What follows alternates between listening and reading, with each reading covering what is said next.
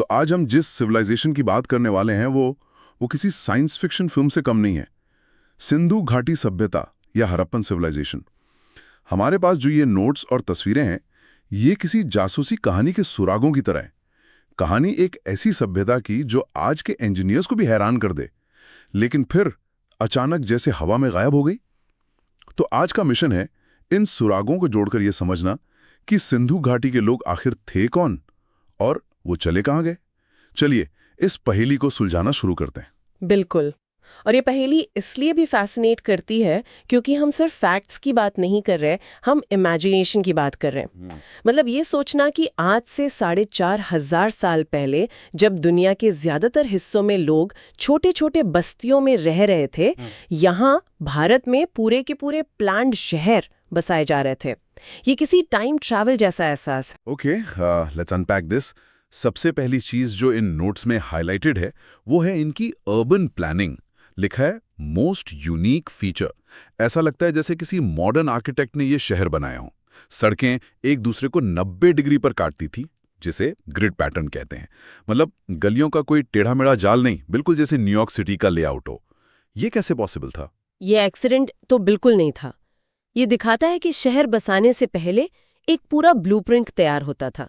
पहले सड़कें और नालियां बनाई जाती थी और फिर उनके आसपास घर बनते थे। अच्छा। और सिर्फ सड़कें ही नहीं, उनकी ईंटों के बारे में सोचिए। आज भी अलग अलग शहरों में ईंटों का साइज थोड़ा बहुत बदल जाता है। ये लोग बिना फोन या इंटरनेट के सैकड़ों किलोमीटर तक फैले शहरों में एक ही साइज की 4:2:1 रेशियो की पक्की हुई ईंटें बना रहे थे। Wow, that's mind blowing. इसका मतलब तो ये हुआ कि कोई सेंट्रल अथॉरिटी रही होगी जो ये सब कंट्रोल कर रही थी। एग्जैक्टली। ये सिर्फ स्टैंडर्डाइजेशन नहीं है, ये एक अविश्वसनीय लेवल का सोशल कोऑर्डिनेशन और सेंट्रल प्लानिंग दिखाता है। और ये प्लानिंग उनके घरों तक जाती थी। इन नोट्स में लिखा है कि ज्यादातर घरों में अपना बाथरूम और कुआं होता था। ये सुनकर लगता है कि प्राइवेसी और हाइजीन इनके लिए बहुत जरूरी थे। पर क्या ये सभी घरों के लिए सच था या सिर्फ अमीर लोगों के घरों में ही ऐसा होता था? यही तो सबसे हैरान करने वाली बात है। सबूत दिखाते हैं कि ये स्टैंडर्ड फीचर था, सिर्फ अमीरों के लिए नहीं।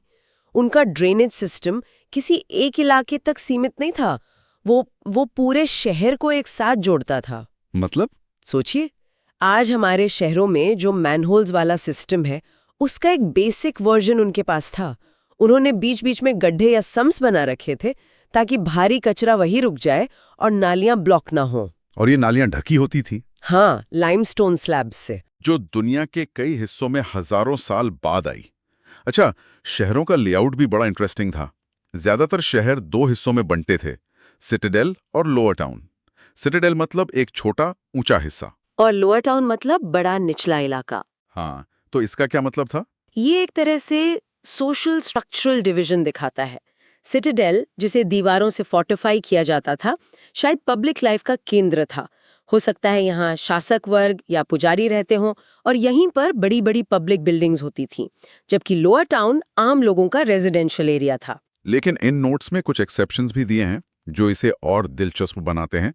जैसे गुजरात के धोलावीरा में शहर 3 हिस्सों में बटा था और वहां एक जायंट वाटर रिजर्वॉयर भी मिला है। हाँ, धोलावीरा एक बेहतरीन उदाहरण है कि वो पानी को मैनेज करने में कितने एक्सपर्ट थे। और दूसरी तरफ चनहूदड़ों जैसा शहर है जहां कोई सिटाडेल था ही नहीं। ये दिखाता है कि सिंधु घाटी सभ्यता में एक रूपता तो थी, लेकिन हर शहर की अपनी एक अलग पहचान भी थी। सही बात है। वो एक ही मॉडल को हर जगह कॉपी पेस्ट नहीं कर रहे थे। अगर वो लोग अपने घरों और गलियों को लेके इतने पर्टिकुलर थे, तो उनकी बड़ी पब्लिक बिल्डिंग्स कैसी रही होंगी?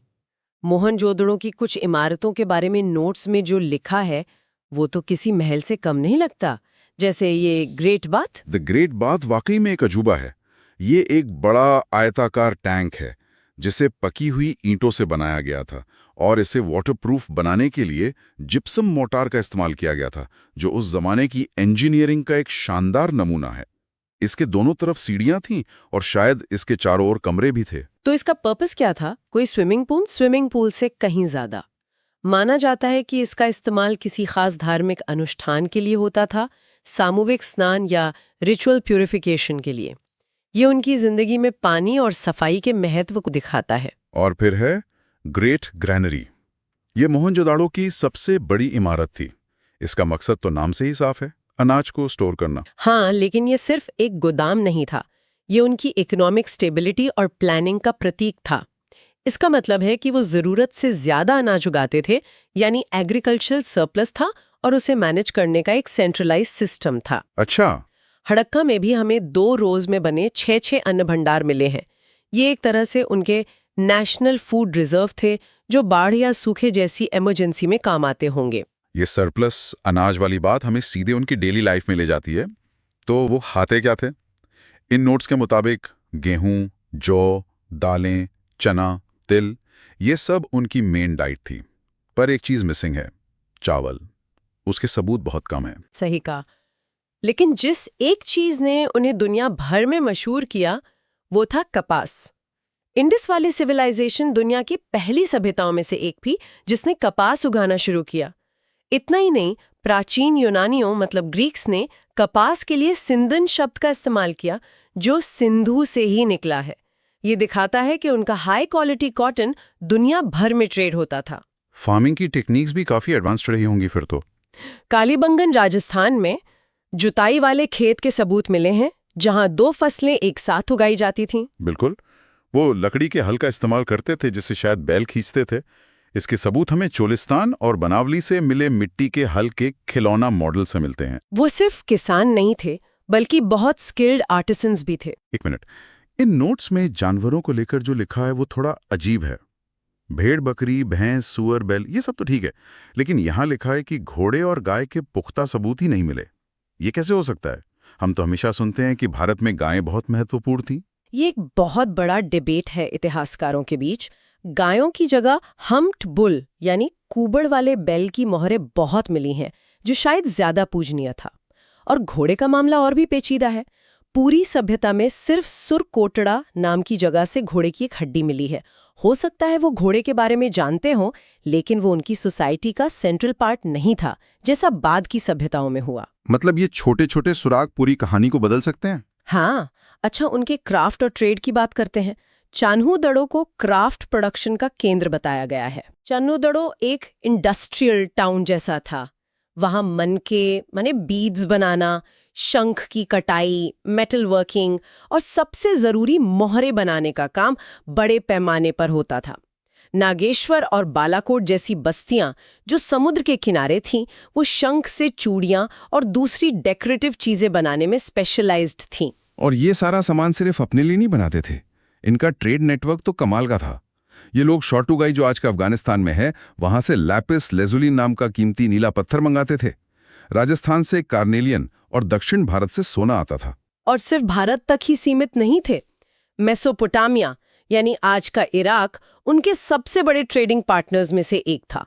मेसोपोटामिया के ग्रंथों में मेलूहा नाम की जगह का जिक्र है, जिसके बारे में माना जाता है कि वो सिंधु घाटी क्षेत्र के लिए ही इस्तेमाल होता था। ये सच में एक ग्लोबलाइज दुनिया का हिस्सा थे, आज से हजारों साल पहले। उनका व्यापार और क्राफ्ट प्रोडक्शन इतना ऑर्गेनाइज था कि हिसाब किताब रखने के लिए कोई ना कोई सिस्टम तो जरूर रहा होगा। और यहीं आकर हम उनकी सबसे बड़ी पहेली से टकराते हैं, उनकी लिखाई। Here's where it gets really interesting. हाँ, उनकी स्क्रिप्ट ये एक ऐसी पहेली है जिसे 100 सालों से सुलझाने की कोशिश हो रही है, पर कोई कामयाब नहीं हुआ। ये चित्रात्मक है, मतलब पिक्टोग्राफिक। इसमें अक्षर नहीं बल्कि निशान और तस्वीरें हैं, और ये दाएं से बाएं लिखी जाती थी। तो ये हमें मिली कहाँ है? ज्यादातर मोहरों मतलब सील्स पर, तांबे के औजारों पर, मिट्टी के बर्तनों पर, और एक जगह तो एक साइन बोर्ड जैसी चीज पर भी मिली है। लेकिन प्रॉब्लम यह है कि ज्यादातर लेख बहुत छोटे हैं, औसतन 5-6 निशान। सबसे लंबे लेख में भी सिर्फ 26 निशान हैं। सिर्फ 26? हाँ, जब तक ये स्क्रिप्ट पढ़ी नहीं जाती, हम कभी नहीं जान पाएंगे कि उनके राजाओं के नाम क्या थे, वो कौन से भगवानों की पूजा करते थे, या उनका लिटरेचर कैसा था। बिना लिखी हुई जानकारी के उनके धर्म के बारे में हम क्या जानते हैं? नोट्स में लिखा है कि कोई मंदिर जैसी इमारत तो नहीं मिली है। मंदिर नहीं मिले, लेकिन सुराग बहुत है। सबसे बड़ा सुराग है मातृ देवी या मदर गॉडेस की पूजा। हमें मिट्टी की कई मूर्तियां मिली हैं, जिनमें से एक में एक महिला के गर्भ से एक पौधा उगता हुआ दिखाया गया है। ये शायद धरती की उर्वरता यानी फर्टिलिटी की देवी रही होंगी। और मोहरों पर बनी आकृतियां, एक सींग वाला जानवर यूनिकॉर्न, वो तो लगभग हर दूसरी मोहर पर है। यूनिकॉर्न उनका सबसे रहस्यमयी और शायद सबसे पवित्र जानवर था। इसके अलावा एक और मशहूर मुहर है जिस पर एक योगी की मुद्रा में बैठे देवता हैं जिनके चारों ओर जानवर हैं, एक हाथी, एक बाघ, एक गैंडा और एक भैंसा। कई इतिहासकार इसे पशुपति या भगवान शिव का शुरुआती रूप यानी प्रोटो शिवा मानते हैं। वाओ! और कालीबंगन और लोथर में फायर ऑल्टर्स यानी अग्नि वेदियां भी मिली हैं। मतलब आग से जुड़े कुछ रिचुअल्स भी होते होंगे। ये सब जोड़कर एक बहुत ही कॉम्प्लेक्स रिलीजियस लाइफ की तस्वीर बनती है। और ये तस्वीर उनकी मौत के बाद की जिंदगी के विश्वासों तक भी जाती है। वो अपने मृतकों को आमतौर पर उत्तर दक्षिण दिशा में लिटाकर गड्ढों में दफनाते थे। और कई कब्रों में उनके साथ मिट्टी के बर्तन, गहने और दूसरी चीजें भी रखी जाती थी। तांबे का आईना। नोट्स में लिखा है कि कुछ कब्रों में तांबे के आईने मिले। मतलब वो लोग मरने के बाद भी खुद को देखना चाहते थे, या शायद इसका कोई और मतलब था। ये सोचने में कितना अजीब लगता है। ये उनके आफ्टर लाइफ में विश्वास को दिखाता है। शायद वो मानते थे कि मरने के बाद भी इन चीजों की जरूरत पड़ेगी। कहीं कहीं तो इंसानों के साथ कुत्तों को भी दफनाया गया है। लोथल से एक जॉइंट बरियल भी मिला है जहां एक पुरुष और एक महिला को एक साथ दफनाया गया था। ये सब छोटे छोटे क्लूज हैं जो हमें उनकी सोशल लाइफ के बारे में बताते हैं। So what does this all mean? इतनी एडवांस्ड अर्बन प्लानिंग, इतना बड़ा ट्रेड नेटवर्क और इतनी गहरी कल्चरल मान्यताएं, और फिर ये सब खत्म कैसे हो गया? What happened to them?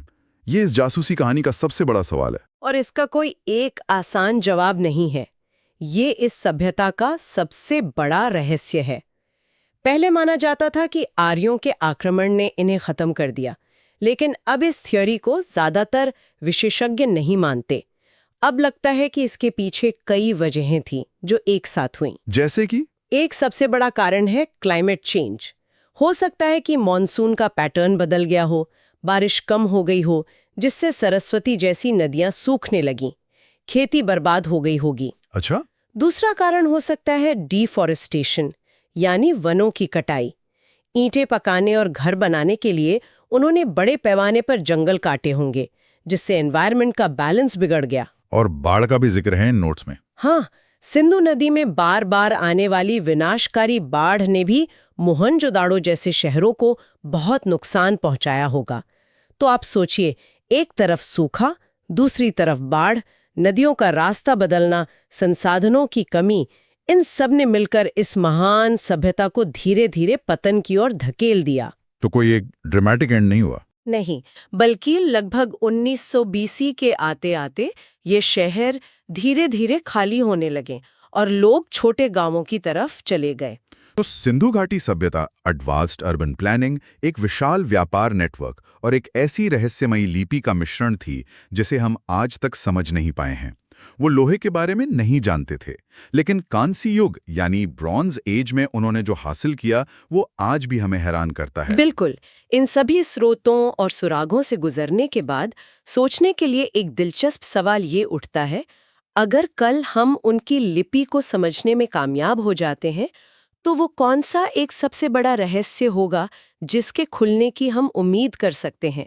क्या वो हमें अपने शासकों के नाम और उनकी कहानियां बताएंगे, या अपने धर्म का असली स्वरूप समझाएंगे, या शायद वो हमें उनके पतन की असली वजह बताएंगे जो अब तक सिर्फ एक अनुमान है।